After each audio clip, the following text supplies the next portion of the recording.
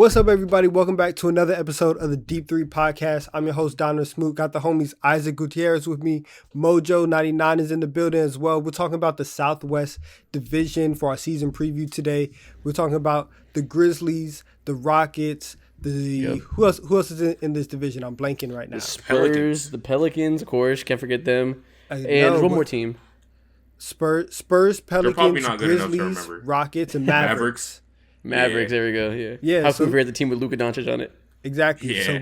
So we're hitting all the stars. Luka, Ja, Zion is apparently skinny right now, right? You guys saw him at media day. Much to talk about. Yeah, there's a lot to talk about. We're gonna get into that, obviously, and we're gonna peel back the curtain a little bit, get into our TikTok bags later in the show. Of course, like always. But let's start off with the New Orleans Pelicans. Hold on, I gotta stop you there. Before we get into that, we got to react to some hot takes like always. Oh, facts. Okay, facts. let's go. So, like always, every week, we have you guys comment. Give us your best hot takes. We react to a few of them on the pod every time just to see where you guys are at. So, let's get it started right now. First one, Grass Eater, lovely name, says that Jordan Poole will be better than Klay Thompson next year. I don't think that's a bad take. This is a W take. Yeah, W take. Oh, yeah, I forgot to say. I got a list of hot takes for you guys. Let me know if there's W takes or L takes. Gotta get the TikTok hook. Yeah. I think this is definitely a W take. Like, Klay looked washed, and I love Klay. I think everybody in the NBA had the same feeling, is that we love Klay, and so like we weren't gonna like harp on him, but he was not great down the stretch. You know what I mean? Yeah, bro. Also, he was two cans of bounce that ass, bro. He shot like sub 40% from the field, and also like he was pretty average from the 3-point line as well, which is okay, good. But for one of the top shooters that we've ever seen in history, that's not good at all. And I think that he's gonna be worse, and no one can really harp on him for that because he's literally got a train ran through him full of injuries. I'm going to go L take. I think you guys are being a little too harsh on him. He wasn't as good as old Klay, but he was also coming back from devastating injuries. I think with year two, another year of another year of rhythm under his belt, I think he'll come back and be not as good as he used to be, but pretty good. Yeah, that's I think that Jordan Poole progression is just a real thing. I think the internet showed me that I'm lower on Jordan Poole than like everybody else because people were talking about him like he's just like an automatic guaranteed star already, and I just do not see him in that light. I think you both are right though. Like I think Klay looks good, and he comes back, and now he has like a full off season to kind of just like get back into his rhythm. He has game speed that he can like rely on, but at the same time, like Jordan Poole, at least in the regular season, he's not unplayable the way that he was like in the finals. So like he's gonna be out there, he's gonna be getting buckets. So yeah, I think he takes that step toward taking that next step offensively. So both of them kind of go up this year. Yeah, it won't be shocking at all if the common consensus is that Jordan Poole is better, but I don't know if he's realistically going to be more valuable to winning basketball than Klay, assuming we see some positive regression. Yeah, that's fair. On to the next one. Penny Hardaway says that if Russ gets traded, he'll be an all-star again. That's a major L. Where are he getting traded to? The Shanghai Sharks or something like that, bro? The Beijing Bears? There's no way in hell he's going to be an all-star again. It's raps. We saw him at his last all-star game a couple years ago.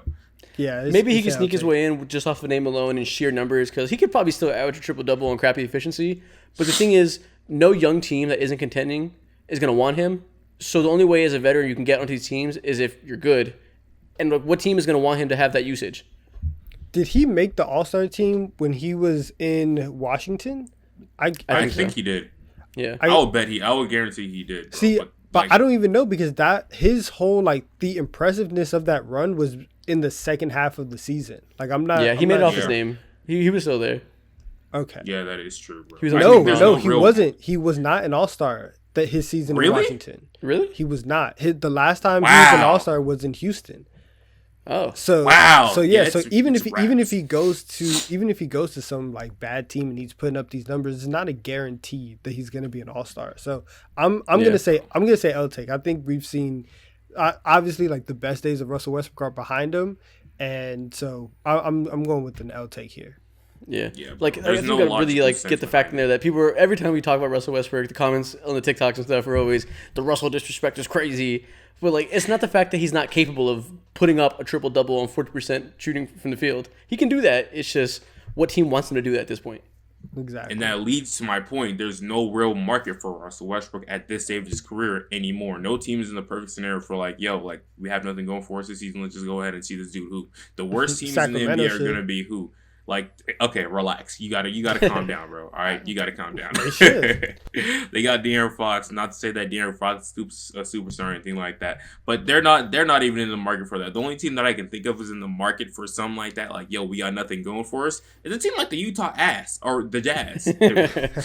Clever. Yeah, they got to be a team that is bad and not a playoff team, but also isn't trying to be young and rebuild. So they got to be like purposely trying to be mid. So they got to be the Washington Wizards, which is like the only team that makes sense, which is the team that got rid of them. So I don't know. Yeah, it's an L take. It's an L take. He's done being an all-star. Yeah, but I love him though. It's funny because he's gonna get the end of career like D Wade Dirk one, where they just let him in to finish his career. Do you people are think? gonna like. You think they love him like that? Yeah, probably. definitely. Yeah. Everyone, I feel like everyone around the don't game think so. respects has the No, utmost the NBA respect loves for the fuck out of Russell Westbrook. A lot of people like us and like other like different types of fans that are like, you know, more analytical don't like him, but general consensus, widespread NBA fans and especially in the league respect the fuck out of him. Yeah, exactly. And number one reason why because of that is because he plays hella hard. That's the first thing you'll hear about Russell Westbrook, and he's committed and blah blah blah. All those. Yeah, he makes a lot of mean faces. That makes it look like he cares a lot. Yeah, bro. Which he does care a lot. I'm not trying to say he doesn't, but it's like it's his demeanor is the type that makes you really want to root for him because he just seems like he's all effort, even though that effort's not really there on the defensive side. But that's a conversation for another day. All right. What's next? Okay. The next one, Santiago says at the end of the season, Luka will be a top 3 player. That's a W take just because it's very realistic. I think like I probably wouldn't have it right now, but for one thing, from what we've seen from Luka in terms of him playing overseas, like in the Eurobasket, if he comes into this season in shape, he might win the MVP that he's been like expected to win for 2 years now. Yeah.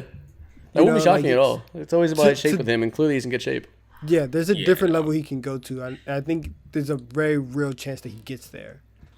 Yeah, bro. I thought this was supposed to be a hot take. Get this comment out the fuck of my face, bro. Like, this is nothing crazy at all. People been talking about, he was, like you said, people been talking about he was supposed to be MVP over the past, 2 years? Feels like a damn decade now, even though he's been in the league for a few years. But it's not, it'll surprise no one. It won't surprise me, at least, bro. I mean, it'd be a little bit surprising if he was ahead of Giannis, Curry, KD, Embiid, Jokic, LeBron. Like, he's ahead of all but 2 of them. That'd be kind of surprising. I mean, but like you said, it's very realistic, so you can't go L take. It's obviously a W.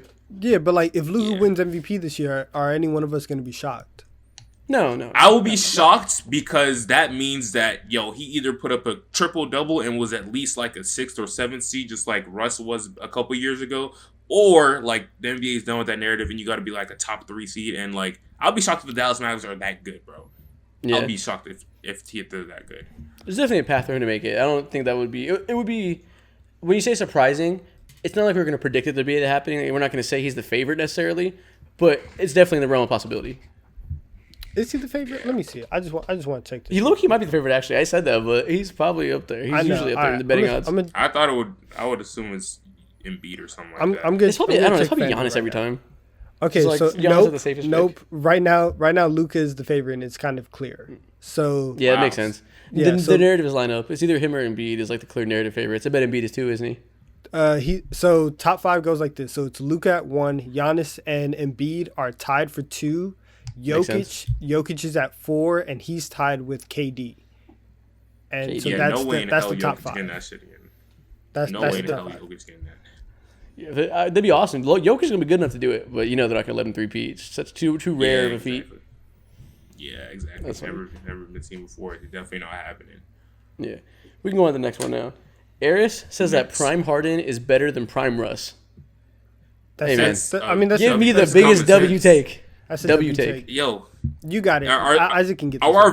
Are our viewers just like inept to hot takes? What happened right now, dog? What's going on? This is common sense to me right now. I think you'll be surprised. A lot of people are going to say 2017 Russ was better than 2018 or whatever year of Harden you pick. They're wrong, but people are going to say I don't want to praise James Harden. Y'all got Nah, it. I want to hear it, Donovan. What you think? Give it all to me. I want to hear it all right now. Damn. Whoa. That's a Paul Pierce moment. Nah, listen, James Harden was good at basketball. Like he was good at that. That's the most you can say. Oh my goodness. I don't like James Harden. I respect you. I respect don't like you James Harden. You I don't carry that respect hate you, through your fuck heart you. regardless of the situation. You carry it regardless. I mess with it. That's funny. All Okay, right, what's up? Next one, you're talking about these takes aren't hot enough. I mean, let me give you a hot take. Okay. Paca says that Stockton is a better player than Magic Johnson. Oh my good. That's a hot dude. take. There's no way this comment didn't come from a Mormon dude. He's a former Klan member, bro. There's no way he just said that out of his mouth. There's just no way. I'm sorry. I just imagine it right now. White mask profile. Get him out of here, dog. Ban him. I'm gonna ban him after this podcast. I've never heard no crazy shit in my life before. So, Holy shit. John Stockton just plays the game the right way. Him, Larry Bird, right? Mark Eaton. They all just fundamentals. Play well. Fuck, man. Nobody out there has had the passing game he has, the outside shooting, the hatred of vaccines, the hatred of marginalized groups, the love of Donald Trump. Oh my god. Oh my god. It's a full package. I'll take. I'm done with that. Yeah, bro. It's the worst take I've heard in my life. Genuinely. Sorry, Paca. I set you up. Yeah. Oops. Fuck, man. That was terrible. I'd say last one. Uday says that De'Aaron Fox is going to be an all-star. I'll take. Ooh, now this I'll is take a Mojo. nice scorching hot take. No. I'm going to say W take because there's What? room now in the Western Conference, and I if guess. something happens to Shea, if he Is gets there? hurt, if the Minnesota There's not. Timberwolves don't make that jump and have a stagnancy, yeah, there is, bro. Donovan Mitchell is gone, bro. So And there's space now. There's 4 other guards to replace him. Like there's so many good players in the West. I'm not. Oh yeah, Damian Lillard is coming back. Yeah, and Damian I don't Lillard's know. coming back. Paul Someone's going to George, get Kawhi hurt, but I'm Leonard. going to say W take, bro. Clear L. I mean, What do you De'Aaron's If great there's player. a way- W take. if You there's a just way- agreed that there were 4 guards ahead of De'Aaron Fox. You saying it's a W Listen, take? but injuries happen though, and not that I'm praying on it or anything like that. But injuries just normally happen. If he ends up being a guard replacement like LaMelo Ball, why are you making that stinky ass face, dog? 'Cause it's a Listen, nice if this take. man ends up being a All-Star replacement like LaMelo Ball last year, then that's a very possible world. That's not crazy, but that'll only happen if like the Kings were no less than a 9 seed. They have to be a 9 seed. Yeah, and he Bro, averaged like you 26 understand- points. Like I don't see it. if your path to one calling this a W take and thinking that De'Aaron Fox is going to be an all-star, saying like, yeah, he has to be like, you have to cross off 5 names off the list to get to De'Aaron Fox for the 15th spot on the all-star And the team. Kings have to break the longest playoff drought in professional sports. Exactly. Yeah, like bro. if you have to go through all of that to get to De'Aaron Fox being an all-star, it's an L take. It's not going to happen. It's Why a are you hot so take, attached to so. Sacramento? We need to I'm unpack not this. attached to the second. Let's unpack this for a second. Why do you love De'Aaron Fox so much? Did Bro. you play with him on 2K? Is he a 2K Maybe. player? I'm just kidding. I did not play with De'Aaron Fox at 2. No, I didn't do none of that, bro. I just like optimism and hope. People acting like this team is completely Not me. dead in the water. They're not completely dead in the water. I'd be hating. I'm not. Yeah, Facts. I don't. Yeah, I'm not abiding by that, bro. I feel like the Kings have some type of hope, and I'm putting just a little bit of stock. Not a little bit. I'm putting a good amount of stock into the Sacramento Kings, bro. I feel like I'm the one in the goddamn planet rooting for him and standing for him, bro. They got Kevin Herter. Davion Mills is bound to be You are better. the They only got one that's Keegan been rooting Murray, for bro. him. Actively rooting for him. You are the only one. Look, yeah, watch me. This clip gonna bite me in the ass come what, February when they fucking Come suck October. goddamn. Come October. I'm crazy, dude. That's in 2 days. The fuck, you crazy? Awful. That's funny. I just well, like that's all the hot optimism, things I bro. got for us. I think we can move on to the division preview now. What team Yeah. you want to start Let's with? do it. Let's wanna start with with Zion. Let's start with the Pelicans. Naturally. I think everybody, like, the number one thing that jumped out is that Zion looks in shape and he looks like ready to go. And Yeah, he's saying he's the most in shape he's been in his whole life. He's running faster than usual, jumping higher, looking the best he's ever been. If that's the truth, this is a scary ass team. Yeah, bro. do we think, right? So, is there a path for Zion if he stays healthy to get to MVP level this year? Like, does he take that jump? Okay, MVP level is a hard thing to break into. Like, lots of things need to go right for you. That's like, are we saying he can be a top 5 player in the world? Probably not. But is there a path to him being like all NBA level, maybe first team all NBA level? Well, I guess I'd make you one of the 5 best players. But like, you know what I'm saying? Like, in the mix for all NBA teams, yes. MVP is hard to predict though. Why is it hard though? Because it's such an exclusive group. For it though. I know, but like for someone like Zion, I feel like he has that potential this season to go ahead and be in that exclusive group. Okay, sure. Maybe he'll be like 4th or 5th in MVP voting like Devin Booker was last year. But like realistically, he's not going to be in the contention to win it. Well, I'll say this, right? So we talked earlier about Jokic not being like he's probably not going to win the MVP because of voting. But he's probably going to finish top 3 no matter what, though. You know what I mean? Do you think so? I don't know. Yes, he's going to finish Jokic... top 3, but he's not going to win. I think that's a lock. I'd bet my life on that. Damn! Oh my God, that boy is crazy. What? I don't know. So he's gonna do the same thing he did last year, year before that. He's gonna come out here averaging 26 points per game, 8 assists, the most efficient scorer in the league. But teams aren't gonna want to vote for him. I mean, media members aren't gonna want to vote for him because of fatigue. So they're all gonna say, "Oh, he's second, he's third, he's in the conversation, but he can't win." Like that's gonna happen for sure. All right. Well, look, we'll get to Jokic and life and away all though is crazy. Eventually, I think the main path for Zion in terms of like MVP really comes from the Pelicans, like as a whole, and just how much we believe in them, like as a top 5 seed. Because the West in itself is going to be a gauntlet, and if you can get to, a place where you have home court advantage, where you're like in the top 4 seed, I think that puts you in a really good spot, to win MVP. But I'm also very curious how this whole team is going to fit with CJ and Brandon and Zion now, and kind of who's running point there. Well, CJ is going to be the point, apparently, but it's going to be like no true point guard. It's going to be like point Zion, point Brandon Ingram, a little bit of CJ. So, you're right. It's definitely the biggest concern. Yeah, I think that will work out because they have all, at some point in their career, has been like, except for Zion, but I think his passing is very underrated. But BI and CJ have been secondary creators on like all of their career, basically, and I think they're very capable of that. And they all like they're 3-level scorers. So I have zero worries about them. My bigger concern, and what's making me now double think about my take about Zion easily being an MVP candidate or whatever the hell it is that that defense gonna be ass, bro. Like Jonas Valanciunas, and then I don't know how he could be better. He could be I don't know, but I'm just going by off of like what I seen last year or the last time I saw him on the court, and he was like not good at all.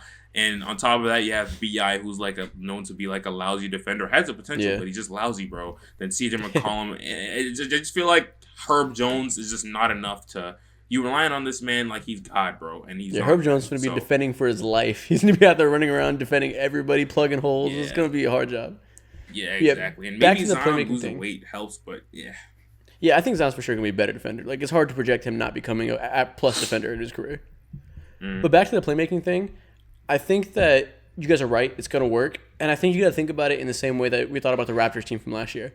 There was no true high level playmaker, but there was 3 or 4, maybe even 5. Really good secondary playmakers, and you kind of add that all together, and it leads you to a competent offense. I think that's what they're going for, but competent isn't the floor because they have such high-level creators in terms of scoring, especially one-on-one, that you give them all decent playmaking from everybody and then really insane scoring from a few guys, that can take you to a high level.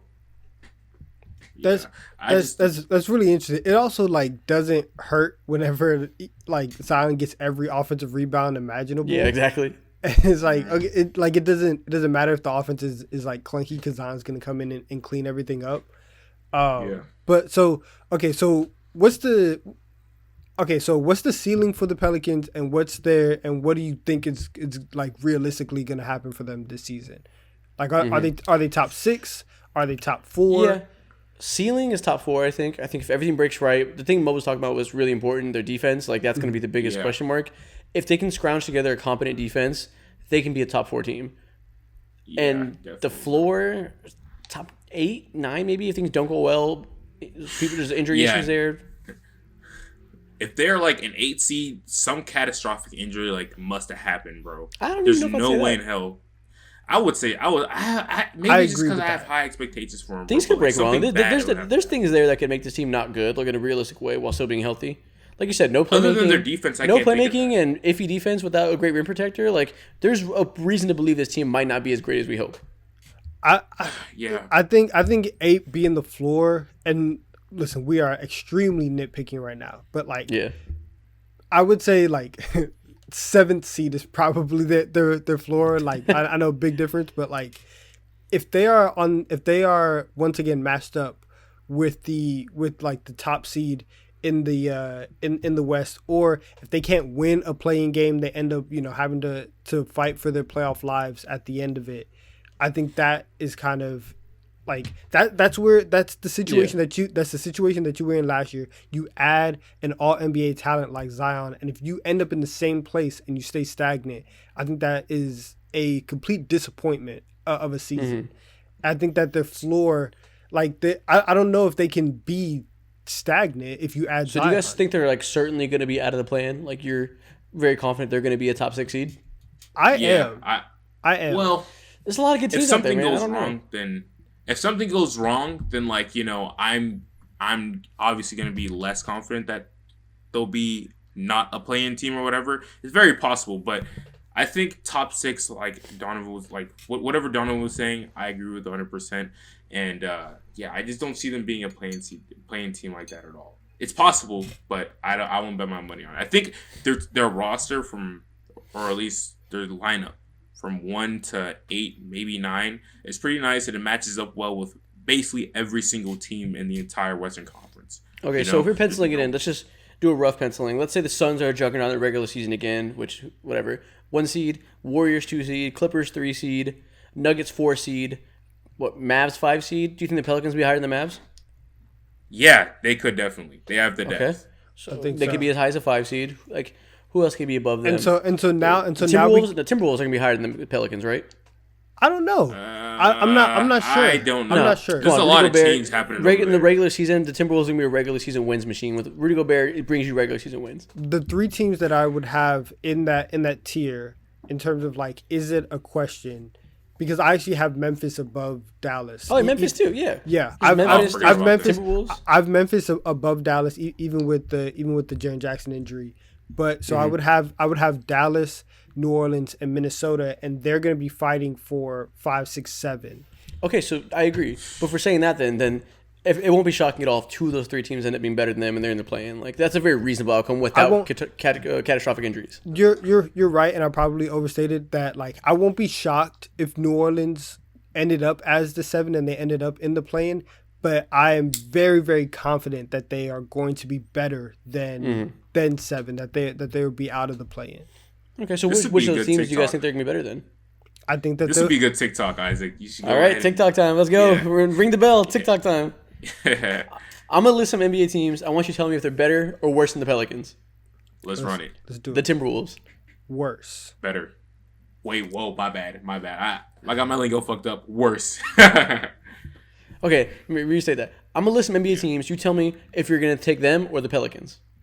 All right. Or you tell me who's better, them or the Pelicans. Let's run The it. Timberwolves. The Pelicans are better. Pelicans. Easy. In the regular season, I'm taking the Timberwolves. In the playoffs, maybe they'd win the series, but regular season wins, give me the Timberwolves. Yeah, that defense might put them over the edge. I'm Rudy still going to say Gobert Pelicans, wins games. though.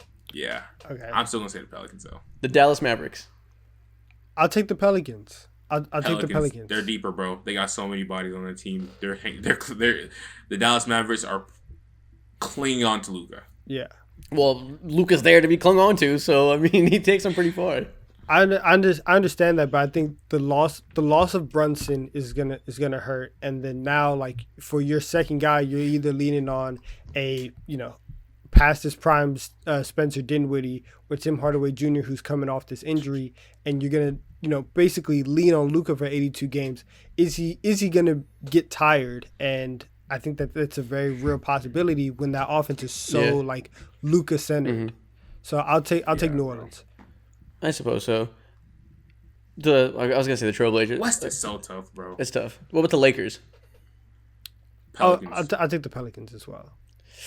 Easy. I There's a world. easy. There's a world where if there's definitely a world where if LeBron and AD are healthy and Russ is at least average NBA player, they could definitely be a better team. There is a world, but that is like if we do like the Doctor Strange looking through all the possibilities, that's the one. Third eye open. Yeah, that's the one Yeah. where it's like, all right, we're in the end game now where we're kind of just playing for that one. There's a lot more Yeah. where Russ isn't great or isn't average this year. You're gonna be have to taking some crazy ass psychedelics to see that world. Oh my goodness, get out this earth. That's funny. All right, what about the Grizzlies? I'll take the Grizzlies. Yeah, I'll take the Grizzlies. I think I feel like you Ja- have to take the Grizzlies after they're just a 2 seed. Like they deserve that respect at least. exactly. yeah, they deserve that respect, but Jaren Jackson also deserves that respect as well. I'm not gonna give that to them. Jaren just Jackson's yet not gonna because be Jaren out Jackson's until gonna be February. out for like wait, when do you think he'll come back? That's the big X factor to me. He's saying That's he's my biggest close to thing. returning. He's back on the court, but he's gonna miss the start of the season. So I'm thinking he's gonna be back by Thanksgiving. That's a lot. That's a long time. It's like That's 3 a weeks. I long mean, time. it's That a I good don't know amount of that. time. I don't know how long they'll be able. I don't know how good they'll be without someone like. Jaren Listen, if Jackson if Jr. they were so amazing Amazing last year pain. without Ja, they can be amazing without JJJ.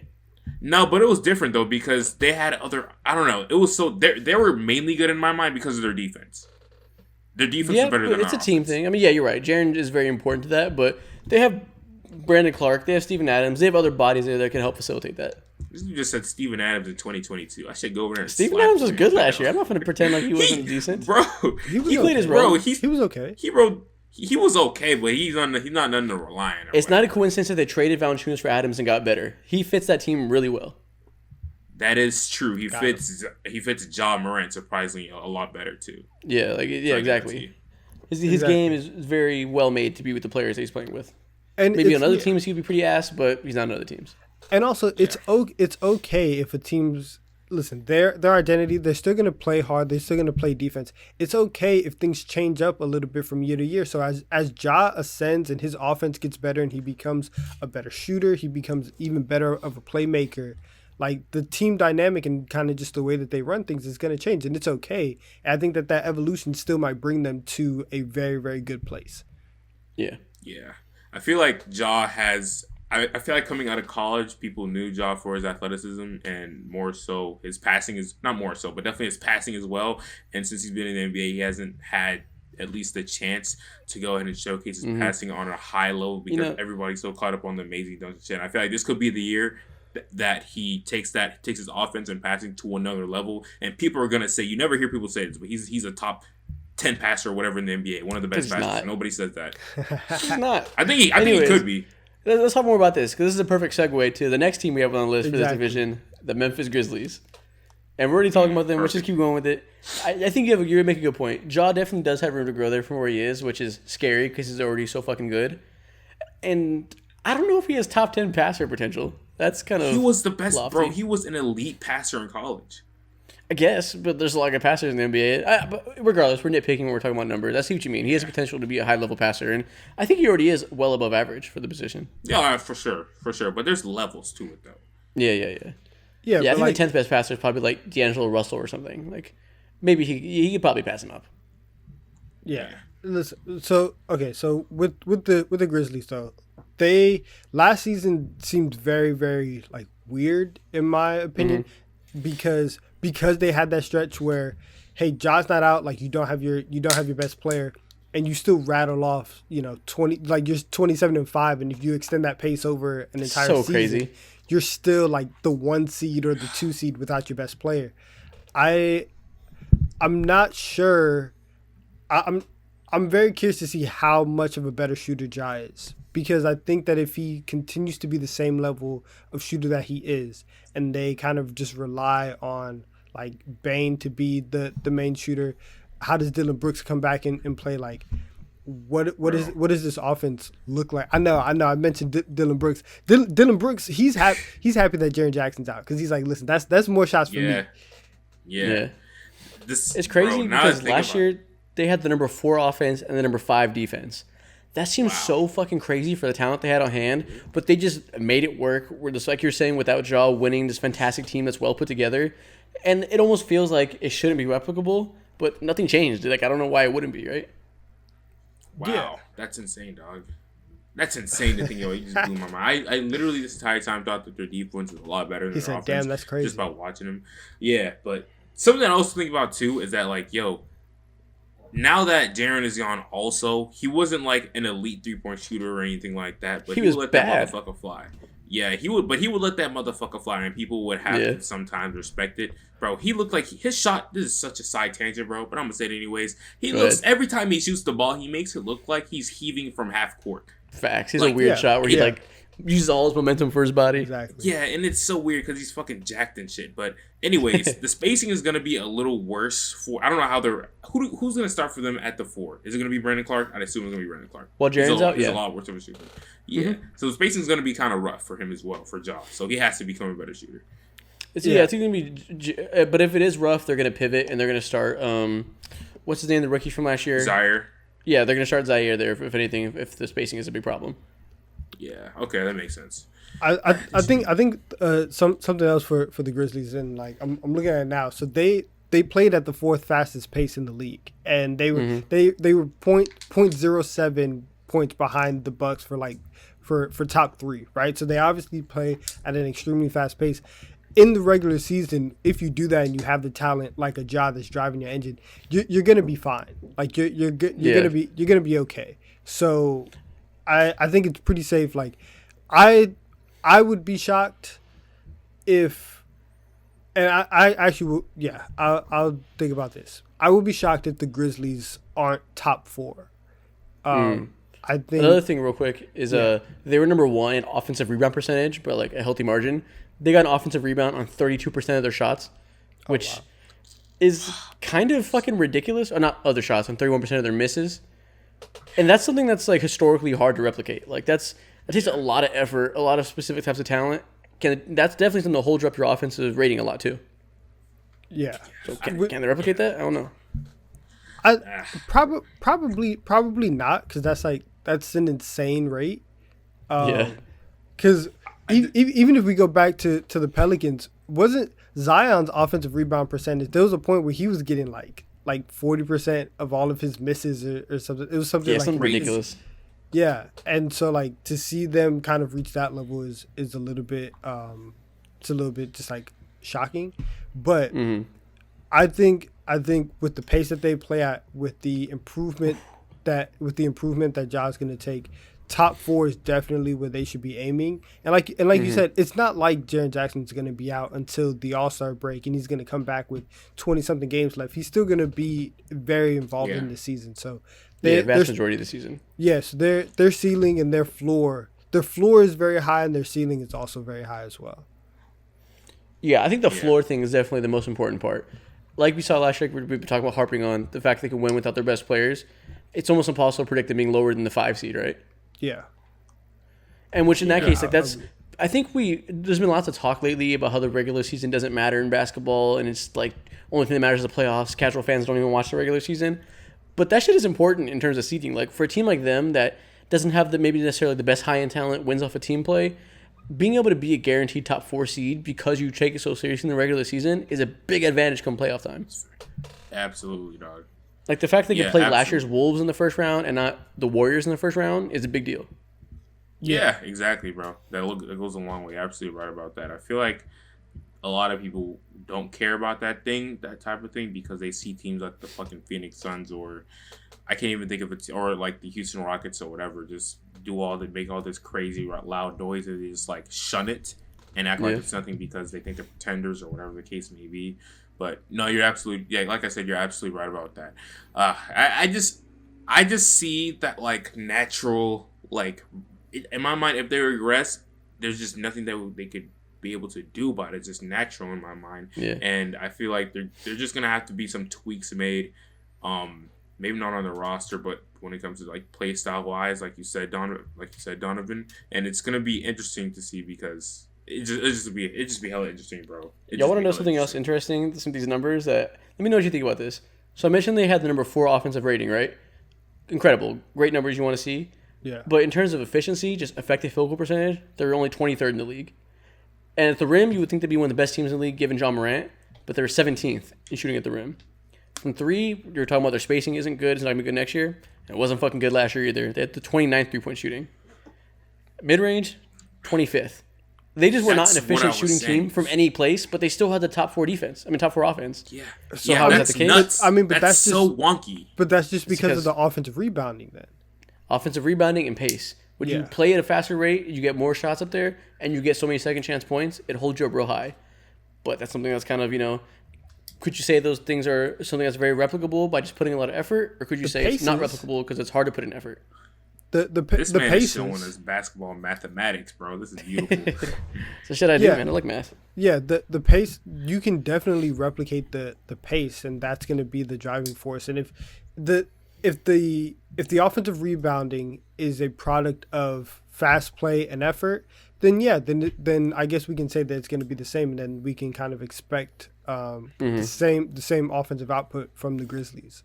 I guess it's a coaching issue then, right? It's a thing like you have to keep your team with that buy-in, that level of effort from every single person, 1 to 12 on the roster, or 1 to 15. Yeah. It's difficult, but it's only year 2, or year 2 of this run. It was like year 4 of this core, whatever. So I guess there's no reason to think it won't happen.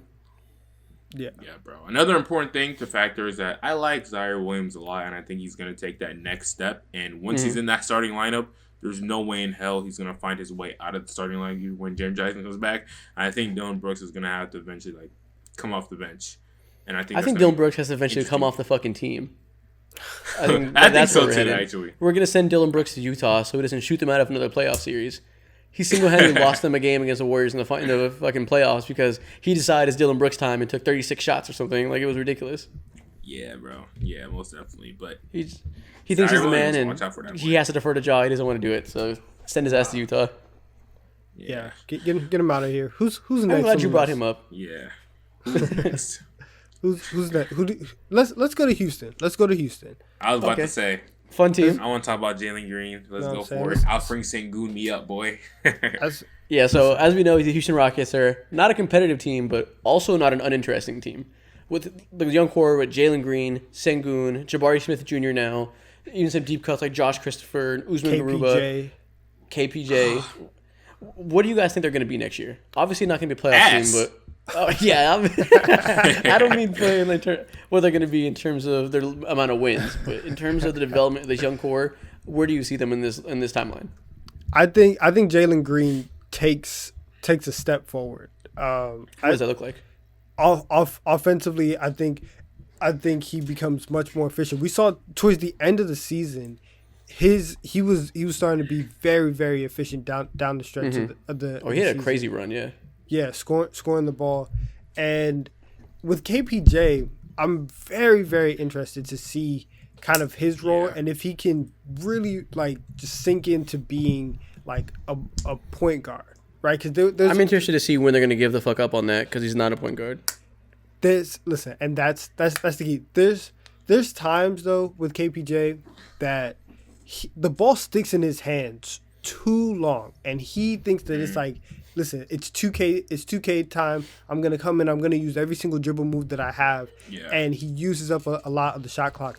If he can keep the ball moving and get that into Jalen Green so that he can be the primary scorer, which he is like. I think that he fits that role. He looks like he's gotten much bigger. He looks like he's actually added a lot of weight over the offseason. Yeah, you would assume so. He was skinny. Like, it was bound to happen.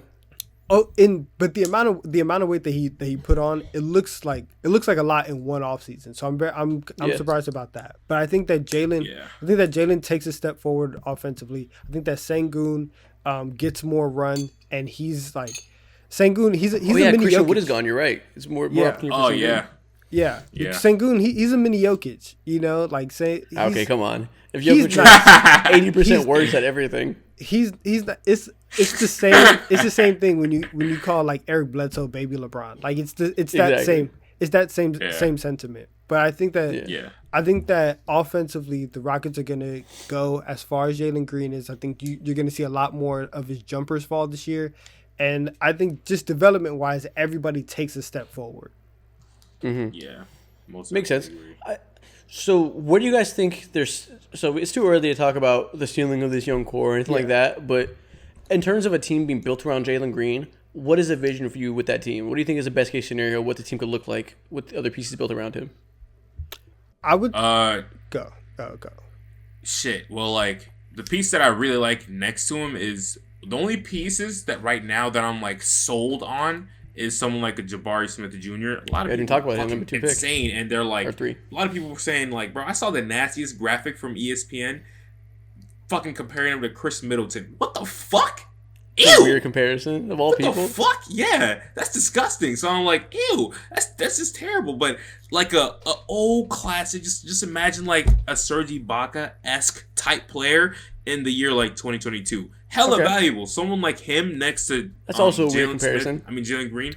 Yeah, is it really? Just a 3-and-D type 4? Let's talk about How this. is that weird? Let's talk about this. If we clearly disagree on what type of player Jabari Smith is going to be, let's talk about his game and why it fits. Jalen. Who do you think he's going to be? Who do I think he's going to be? So, let me tell you what I think his game is like, and you let me know what player just reminds you of. So, offensively, like you said, he's 3-and-D in a way, but he can dribble the ball. He can put a little bit on the ground, especially in transition. No, he can't fucking dribble. What the hell? Yes, Barely.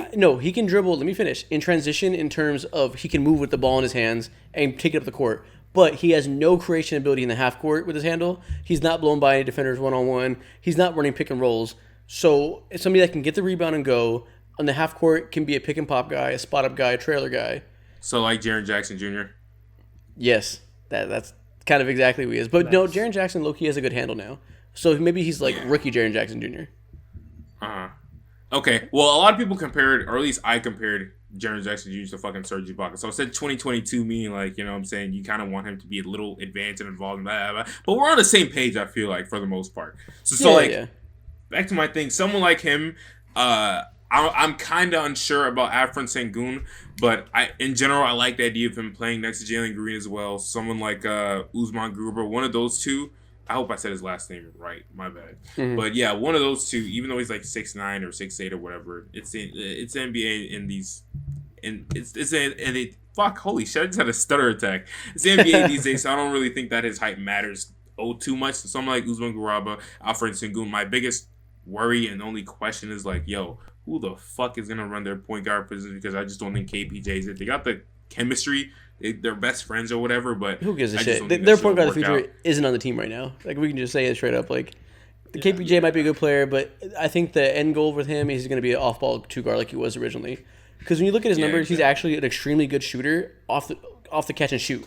Off-ball, he's a great player, but they're trying to pigeonhole him to being this on-ball creator, and he doesn't have the vision for it. He doesn't have the creation ability for himself or other people going inside. Like, he's just not built like that. Yeah, exactly. And they're trying to force it so hard, and it was so fucking ugly to watch last season, bro. I think he averaged, 4 or 5 turnovers, and he averaged, 3 or 4 assists a game, maybe 5. And it sucks because he has such a high-level skill set as an off-ball shooter. Yeah. Just most people don't realize it because that's not how they're choosing to deploy him. Yeah, exactly. And it's irritating because now it's like, yo, you know what I'm saying? It's about his time to go ahead and get a bag, bro. Everyone in his draft class getting a bag. Fucking RJ Barrett just signed a crate. This is random, but I just like to I'm interested, okay? If you were to take one of these 2 players for the future of your franchise, I think I already know the answer, but I just want to ask. RJ Barrett or KPJ? RJ Barrett? What? Listen, I'm the biggest RJ Barrett hater in the world, but come on, it's obviously RJ Barrett. Come on. Okay, cool. Because I kind of want to say KPJ, but I just... What the fuck? Why? Yeah, that may be one of my worst. Why would you want to do that? Look, the bag fools me, bro. I'm going to be honest. The bag fools me. That's what it is. Watching an and one mixtape on the court instead of impactful basketball.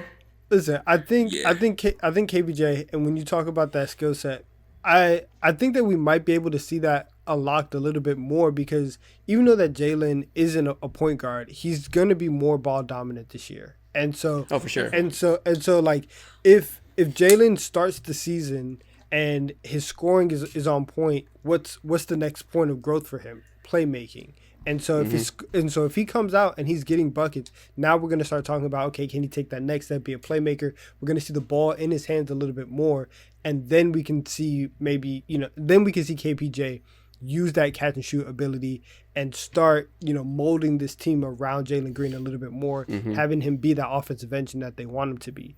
So I think the last 20 games for Jalen Green last season, 22.5 points, 48% from the field overall, and 40% from 3. Right? Like he was on this really, really great run. And for a guy, if he starts the year like that in year 2, yeah, we're force feeding you the ball, and you're like Yeah. we're not playing for a playoff spot if you're Houston. So go Yeah. do you. And I Yeah. think that's the think that's a path good for point. Houston. I think that's the path for Houston to get better this year. Do Yeah, they still and have Eric Gordon on the team? That's so weird. yes, they honestly. refuse to trade him. They just love him to have him here as like a veteran to help nurture the young guys. Listen, he be working sometimes. Eric Gordon, He's good.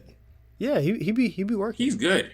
Yeah. I'm glad you brought up the way they're going to deploy Jalen Green in the future, because I think you could like view him in the mold of he's going to be sort of like Donovan Mitchell in terms of he's a go-to guard, he score first, but he has underrated passing ability. Jalen Green could be in that same type of mold as your lead guard, but he's bigger, has more explosiveness. He could be an elevated version of Donovan Mitchell, I think. And because of that, Jabari Smith is like the perfect fit as that guy who doesn't Yeah. need the ball in his hands and has like the perfect complementary skill sets to be able to play off of him and cover him up on defense. Definitely a potential. There's definitely so much potential there between those two players.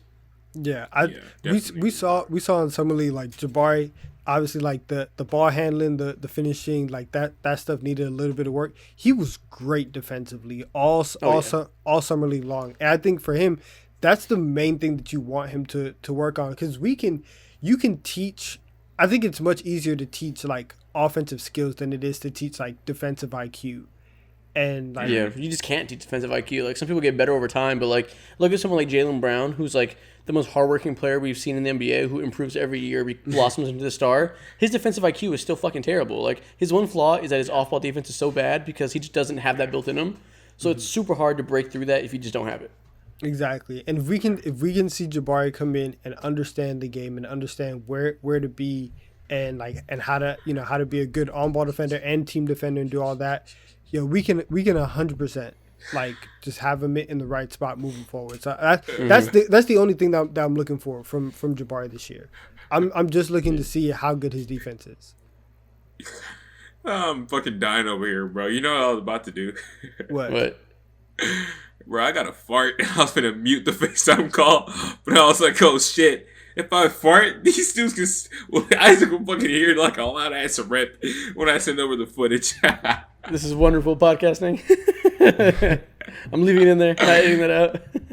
Yeah, maybe that's why we got a fucking 3.9 Spotify rating. Fuck you. That's funny. Anyways, aside from Mohamed's need to fart, let's move on to another Texas team.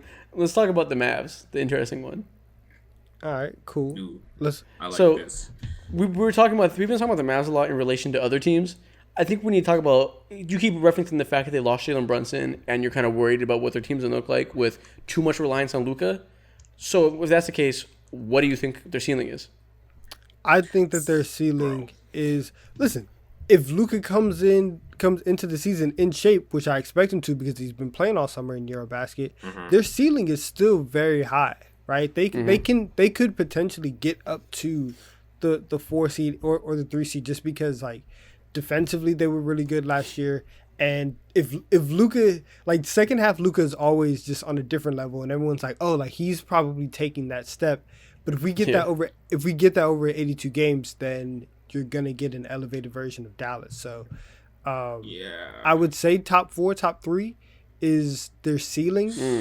Top 3 is tough to imagine though. Like there's so many good Right, teams out there with bro. so much more talent. If this is the Yeah, year, exactly. we've been saying it for 2 years now. This is the 3rd year that we're going into the season where we're like, hey, Luka's like he should win MVP this year, and we're expecting a lot of him.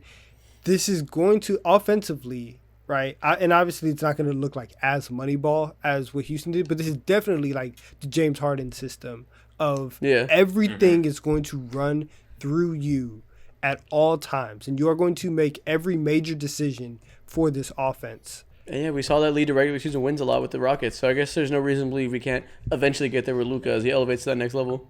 Yeah, and Yeah. So I got a question. What's up? Random question. Is this the worst team that Luka Doncic has had? No, his first couple of years were terrible. yeah, Or, well, like, of course, like, outside of that, since Luka has, like, been certified, this dude is that fucking dude. I mean that was day one though. Like Luka came in day one and was kind that of is true. certified. He's been a star since year 2, so like it's hard to. The first year he had KP and nobody else. Last year Brunson elevated, KP was gone. Now and then they added Dinwiddie. So like, I guess maybe it's the worst one, but like it's not that different. You know what I mean?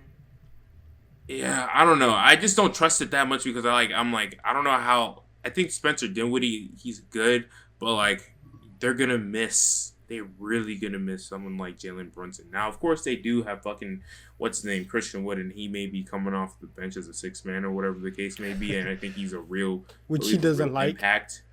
LOL. Huh? I said which Christian Wood doesn't like the fact that he might come off the bench. For those who didn't know, Yeah, exactly. during the media day yesterday, or day before yesterday now, whatever it was, there was a lot of talk when Jason Kidd was saying that Christian Wood is potentially going to be their sixth man. That's kind of how he's viewing him at the moment. And coincidentally, 2 hours later, Christian Wood tweeted LOL. And there's a lot of debate on if he was saying LOL to the fact that he's a sixth man, LOL to the fact that people thought he'd be upset about it. We don't know, Yeah. but very Christian Wood thing to do. He's a very moody guy. I think it's right to assume that like he's saying LO because he doesn't want to come off the bench because I know he had hella drama back in the Houston lock. It's a contract year too, so like he probably wants his minutes. Yeah, exactly. So it makes sense. But I don't think someone like Christian Wood would. I don't think that matters for Christian Wood at all. I think people realize how good he is and the type of talent he is, and for this situation scenario, I think it actually makes sense for him to just be strictly coming off the bench because they don't have that many spark plugs outside of Spencer Dinwiddie. Now, is Spencer Dinwiddie going to start for them? He might, right? Yeah, he's definitely going to. Let's talk about that. So their starting lineup is in all likelihood going to be Luka Doncic, Spencer Dinwiddie, Reggie Bullock, Dorian Finney-Smith, and JaVale McGee. That's a pretty solid starting five. It's very complementary players to Luka Doncic. Like, we're talking about the Grizzlies who win without the top-level stars around Ja. This is the same type of thing. These players fit around Luka so well that the potential for a really high ceiling in the regular season is there. Yeah, bro. Luka's really him, bro. This team is this is the team catered towards him, but like take Luka off this goddamn team when they're literally like 10 wins, bro. Horrific. Yeah. Yeah, so it's just Yeah, but they got the secondary creator, 2 3-and-D wings. One of them, when Dorian Finney-Smith, is like a borderline elite defender. And then JaVale McGee, who's, as we can see on a contender, is a very good, starting big, who's not going to play starting minutes, but can come in and do the things you want next to star ball handlers. So I see the formula. Donovan, what you finna say? Speak your ism.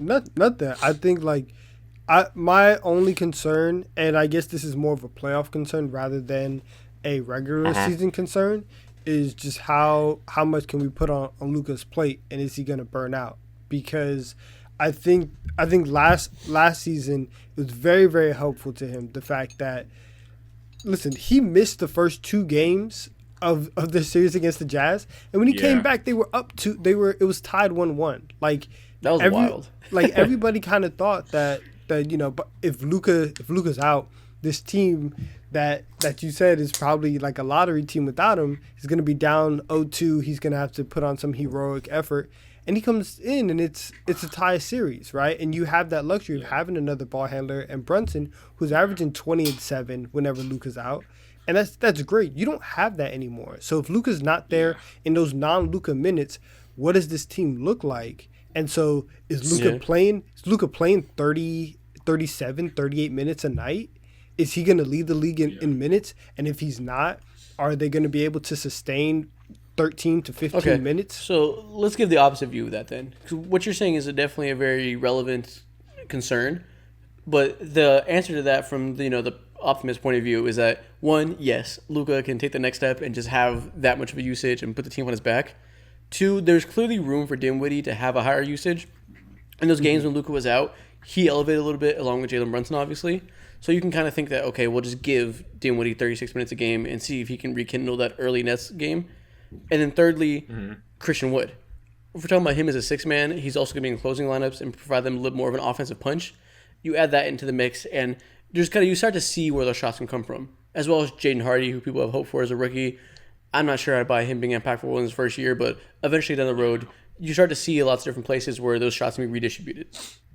The shot distribution isn't necessarily my concern, more so the creation of it. Like, you're not giving Christian Wood, right? Like, you're not giving Christian Wood the ball and said, like, hey, go get us a bucket for 2 minutes straight, Like, that's not really happening. And again, in the regular season, I don't think that this is going to you're right. It's a playoff thing for sure. Yeah, the playoffs is where this is going to matter. And that's where it's going to be like, we need Luka to do fucking everything. And that's gonna be a problem. I see what you mean. That's definitely a valid concern. Yeah, so I think as good as Dinwiddie is stepping into those shoes, he's not the type of individual shot creator that Brunson is. Yeah, in March, in April and May and June, I definitely have concerns with the Mavericks. In the regular season, especially if their defense is kind of close to where it was last year, they'll be fine, right? They have the potential to win 50 games and to be a really really good team. Probably get home court and host the playoff series, and then we'll see where they go from there. But that's and now that you mentioned the playoffs, now that I think about it, I think I swear I changed my opinion like 13 times across like so many teams, but I don't give a fuck. I have my rights. I think that the Mavs are gonna be better in the regular season at least, because like with all those things, all those great points that you guys pointed out, on top of like a team, the best team in the Western Conference last year, the Phoenix Suns, they're just not gonna be as good at all in my mind this season because their morale is all the way down the toilet, and because I think that's a huge factor. The vibes are off. Yeah, very off, bro. Yeah, I think we're all in agreement with this team that they're good. They're a very good low-level contender who maybe if things break right can make themselves up to the mid-tier of the contenders, but they have the floor. They're not going to be like a play-in team or anything below that.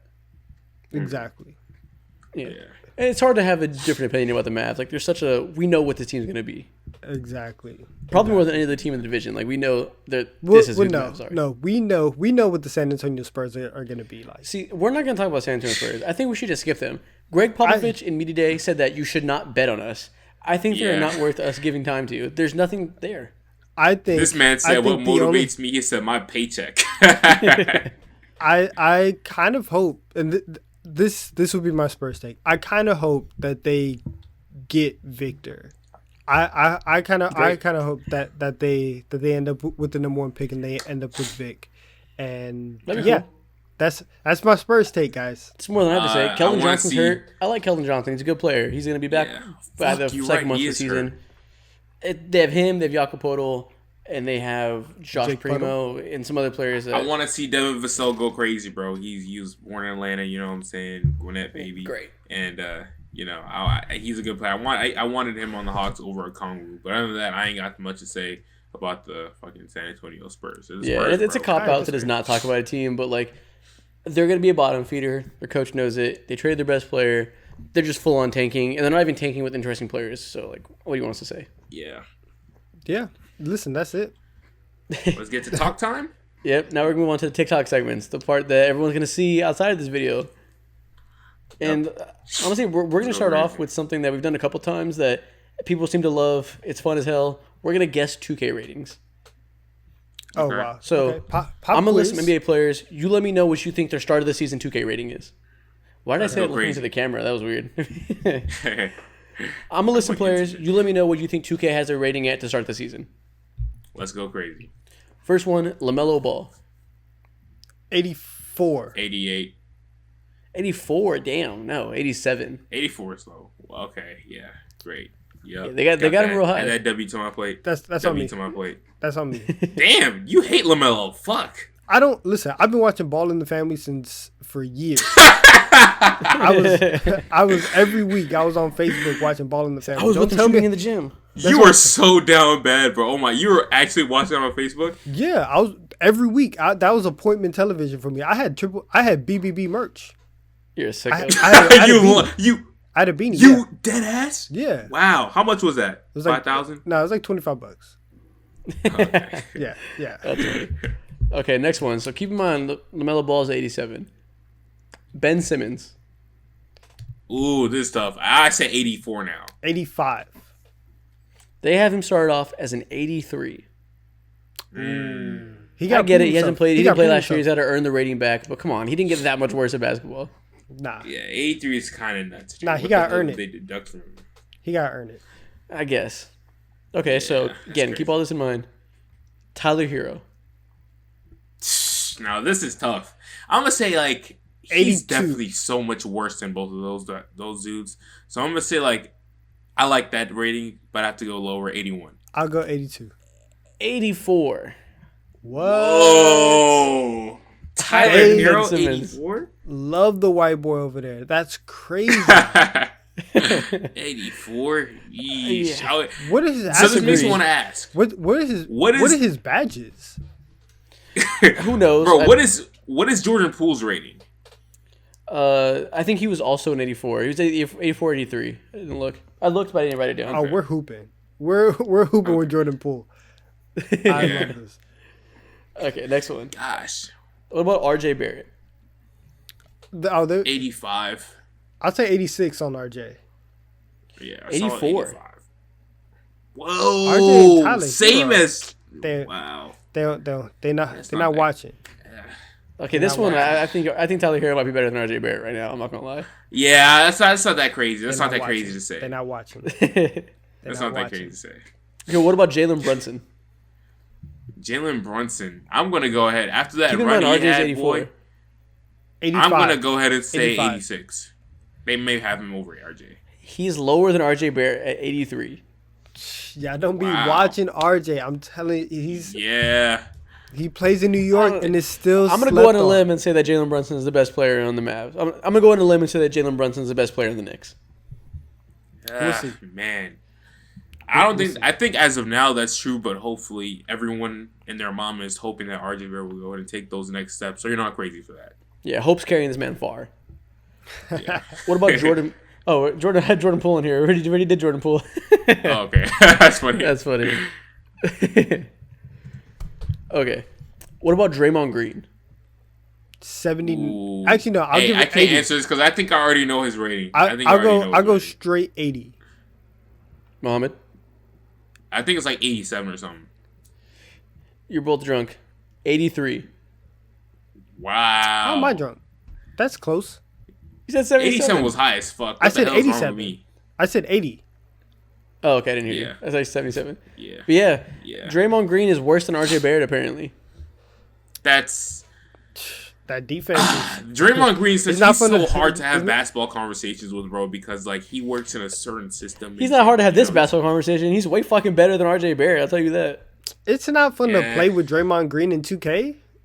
you one nasty bitch. You worse. picked Draymond Green and Blacktop, man.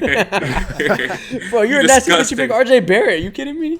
It's more fun to play with RJ Barrett than it is with Draymond Green. Yeah, bro. Yes, this is a fucking mid-off. Yeah. Setting screens all day.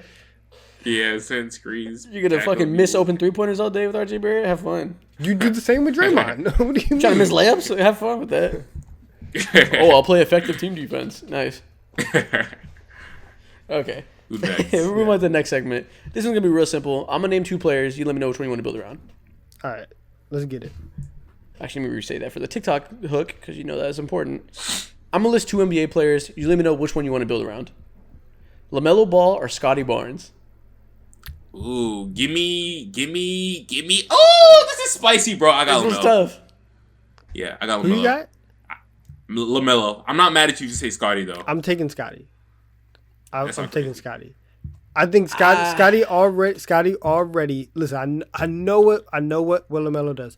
Scotty already plays great defense. I think that he's going to take a leap offensively and being able to have like a very, very rangy wing who could do it on both ends of the floor. As much as I like building around that rather than LaMelo, who might just be a very flashy and fun player.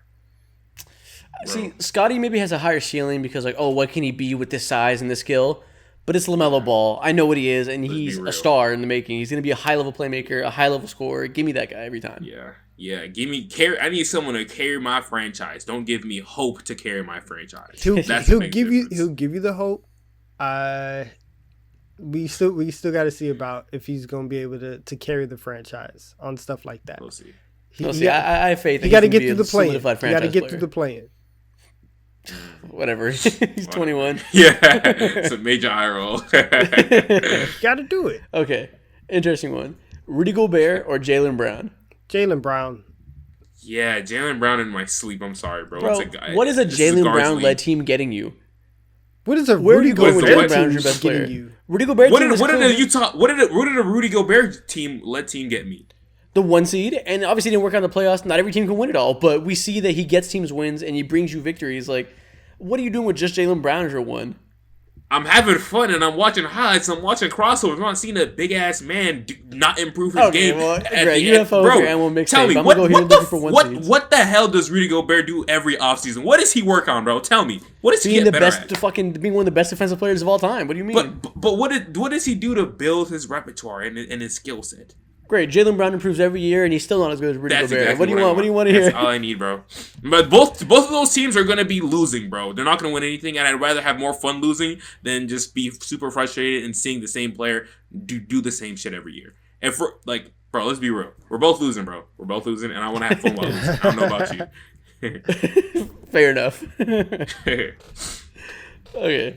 Next one: Zach LaVine or Shai Gilgeous-Alexander. Ooh, that's kind of tough.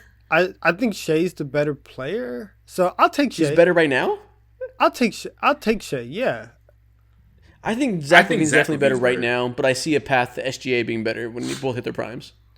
Yeah, exactly. I think I'll take Shay to build around though over Zach LaVine. And Zach LaVine and both of them are like low key in this conversation, but not all the way in it. But like they're kind of empty stats guys, but like not all the way there. Hell no! What? I can't believe you just said that. They're borderline. Empty stats guys don't exist. No! I'm not entertaining this bullshit. No, they exist, but they're only. I'm not gonna say I'm gonna get Mojo mad, but oh my god! but I think Shay's overall ability, his passing ability is better than Zach's, and if I'm building a team, I kind of just want a little bit more skill, so I'll take SGA. Yeah, you want layers to your game, and you want players who who do more at the end of the day on the court. And I agree, I'll take SGA over Zach LaVine, but I think Zach's better right now for sure. Yeah. Darius Garland or Bam Adebayo? Darius Garland or Bam this one's interesting. I'll take Bam's Bam. a defensive player of the year level defender, but Darius is a really talented creator. He's proven. Yeah, I feel like Darius is more proven. You know what he can be. Oh, Bam's more proven. What do you mean? Is he really? I feel like Darius is going to maximize. He's pretty much maximizing the most of his potential, and he has so much more to go. And Bam Adebayo, he's underwhelming. That's what I mean by that. Bam's underwhelming in terms of you want him to be his offense creator that he's just not. But in terms of being one of the best defenders alive and leading teams on that side of the ball and helping win games, he's clearly proven. Yeah. In terms of building my team, I think it would be a lot easier to build someone like Bam. A lot easier because he's so much more versatile, and there's no player in the NBA that you'd be like, ooh, he's not a good fit alongside him, bro. So I take Bam. Yeah, you could say that Bam's a top 5 defensive player, and Garland's probably never going to be a top 5 offensive player. So, yeah, exactly. Yeah, who knows? But it's hard because Garland's fucking incredible. So who knows? Mm-hmm. And last one: RJ Barrett or Tyrese Halliburton? Tyrese, and I'm not even thinking about it twice. I'll take Tyrese. That hurts. That hurts. Clean sweep. Give me Tyrese. That hurts to say. It don't hurt me one bit. I'm sorry, RJ. I'm sorry. Yeah, bro. I'm not even batting an eye on that at all, bro. Give me Tyrese easily. The passing gap is absolutely insane, and yeah, bro. The everything gap is absolutely insane. Yeah. I set you up for that one, RJ. My bad. Yeah. I know. You know what you're doing. Good TikTok soundbite though. Facts. All right, before we get out of here, we got one more thing I want to talk about, and I want to know how many teams have a realistic chance of winning the finals this year. Let's go for it. Obviously, we got the Warriors, Bucks, and Celtics. Who else? The Clippers have a real chance. Clippers for sure. And I would say the Nets. Yeah. Nets definitely, if things break right and they don't have half their team for most of the year. Yeah. That's kind of it for me. I would throw the Sixers in there. Right. That's it? Yeah, the 76ers definitely got a chance. Okay. Yeah. Y'all got it. I'll definitely throw the Sixers in there. Are we throwing the Heat in there? Yeah, I have. You have to. I think you'd be foolish enough to throw. You don't have to. I think you have to, bro. They were the 1 seed last year, and they made the Eastern Conference Finals last year too, bro. And like they were like they're a bad Jimmy Butler 3-point shot away from making the finals. And we saw them make the finals 3 years ago. Like clearly, this core can make it that far, and if you can make it that far, you have a chance of winning. Exactly. So you have to respect. It's not a sexy Sure. pick. Like everyone knows, like you know what I'm saying, what they are. But like it's the truth. You What about the Okay, Nuggets? I respect What that. about a Oh, healthy yes, Nuggets? yes. Denver. Oh Denver, my yeah, bad. I don't know why I forgot about My them. bad. Yes, Absolutely, Denver healthy. for For sure in there. Is there any world where the Lakers have a chance? Listen, with Russ, no. Without Russ, yes. Gotcha. Well, If they still you're have on Russ right now, so I'm gonna psychedelics- give it a no. Yeah, if you're in psychedelics, then yes. If you're not, then no. Pretty much. Exactly. What about the Suns? Any chance they recoup? Nope. No, hell no. They were morale never is going to down win the the chip fucking last drain. year. Tough. Yeah, What about the they're Timberwolves? done, bro. Stop that. That's nasty. That's nasty. There's no way. Wrap it There's up, wrap it up. No. That's nasty. That's right. No other teams. No Nuggets. No Cavs, Mavs, Grizzlies. None of those. No. I would throw in my Hawks. If we go ahead Stop. and They're not gonna trade make the away playoffs. Clint I would Capella not. and y'all see jump shot Okongwu in this thing, bro. I'm telling you, man. I'm telling you, Okay, I don't I'm fucking gonna guess. relax. I guess. I don't guess. No. Yeah. They're not winning. Clint Capella doesn't think that they're gonna win. Yeah, his goal for this year's Eastern Dude, Clint Conference got Finals. finesse, bro. He literally got finesse, and this is the propaganda. Everybody wrote on those Polaroids like, "Oh, I want to win a championship. I want to win a championship." Yeah. And Clint Capella's like, "Hey, if we could make the Eastern Conference Finals again, that'd be lit." Like, Did you see that tweet that Dragonfly Jones had about saying his goal is to play fundamental defense and defend the fuck out of the pick and roll? Wait, who said that? Dragonfly Jones. I can't look at the tweet right now, but he's like, Clint Capella's my guy. His goal for this season is to maybe put up a good fight against the Bucks and defend the fuck out of the pick and roll. Yeah, it's facts. Yeah. I love that. But those are contract incentives, bro. That's why he said that. Yeah, He got set up for sure. that was funny. Back Yeah, I think that's all we got to talk about. We hit all of our segments. We previewed all the teams besides the Spurs.